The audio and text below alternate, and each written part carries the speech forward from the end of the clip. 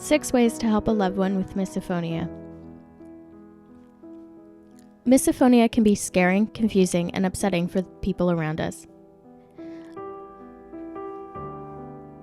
There is an army of mothers, fathers, brothers, sisters, partners, and best friends who want to understand and be there to help, but don't know where to start. The problem is, with little guidance or professional help on offer, we're all desperately trying to feel our way around a disorder about which very little is known, and let's face it, it's hard. The good news is, if you're close to someone with misophonia, there are things you can do to help. But before we get started, a quick public service announcement. If you're the parent, sibling, lover, or friend of someone who has misophonia, thank you. The fact that you're listening to this video or reading this article shows that beyond measure, you care. Thank you for being there and wanting to understand and wanting to help. It might feel like we don't appreciate you, especially when we're flashing a dagger-like glare at you across the kitchen table when you accidentally bang your fork, but we do. Okay, back to business. Here are 6 actionable things that you can do to help misophonia. 1. Understand that it's not your fault.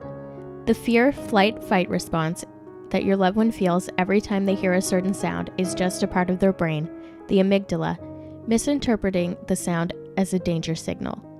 If you happen to have made the trigger sound, then you might be in the line of fire, but you're not the cause of the disorder. It's not your fault. Any upset or tantrum that ensues isn't really directed at you as a person, even if it might feel like that.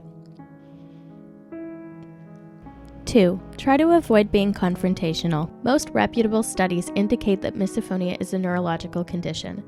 In other words, it isn't learned and won't just go away or lessen over time. Saying that you need to just get over it or to stop overreacting is a bit like screaming at a blind person to start seeing. They can't help it, and it will only make things worse and cause the situation to escalate. Getting frustrated is totally understandable, but will raise tensions and leave both of you feeling hurt or upset. Remember, your loved one likes this disorder even less than you and would do anything to make it stop.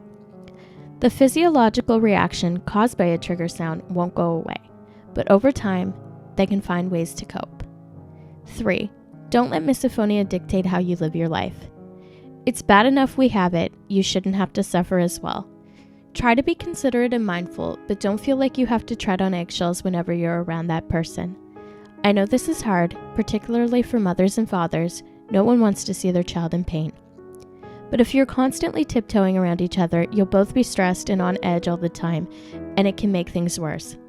It's important that your loved one is able to find coping mechanisms and support that works for them in different environments. 4. Remain calm and level during an episode. Misophonia causes high stress levels in your loved one's body, causing cortisol and adrenaline to race around their system. The best way to help them calm down and reset is to try and be patient and understanding.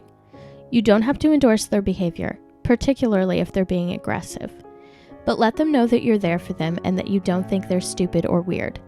Try to speak softly and calmly and without judgment until the moment has passed. 5. Give them space, but let them know that you're there if they need you. Sometimes they may experience a total sensory overload and will just need to get out of the room.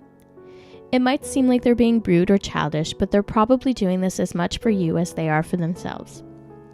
Moving away from the situation gives them time to reset and prevents them from lashing out and saying something they don't mean and might later regret. In calm moments, if it seems appropriate, try talking to them about how misophonia makes them feel. You'll get a much better understanding of the disorder and they'll feel supported and less alienated. 6. Allow them to use tools and devices to help mask sounds in different situations. Putting on background music or having the TV on during meal times can work wonders. Others find white noise can help. Adding another layer of sound in the background often helps dull the intensity of a misophonic reaction. Sometimes it's not enough, and as any misophone will tell you, the humble set of earphones is always a close ally. If you're a parent, let your son or daughter use earphones or headphones in their room when they're trying to concentrate. That's it. I hope you found some of these helpful. Even if you're able to just act on one of these points, it could really help to alleviate the stress and anxiety that misophonia can cause. With the right management and encouragement, people with misophonia can develop and hone coping mechanisms that enable them to live a wonderful and fulfilling life. For more misophonia news and updates, please feel free to subscribe to our channel, like this video, and view our website. Our website has resources for sufferers as well as research news.